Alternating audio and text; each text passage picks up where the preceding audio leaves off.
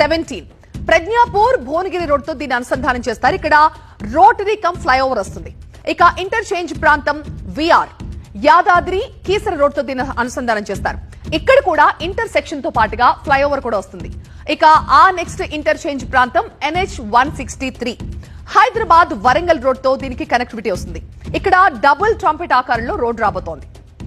ఆ తర్వాత ఇంటర్చేంజ్ ప్రాంతం MDR భువనగిరి నల్గొండ రోడ్ తో కనెక్ట్ అవుతుంది. ఇక్కడ కూడా రోటరీ కమ్ ఫ్లైఓవర్ వస్తుంది. ఇక ఇంటర్చేంజ్ ప్రాంతం ఆ తర్వాత వచ్చేది NH 65 హైదరాబాద్ విజయవాడ రోడ్ తో దీన్ని లింక్ చేస్తారు. ఇక్కడ సింగిల్ ట్రంపెట్ ఆకారంలో రోడ్ వస్తుంది.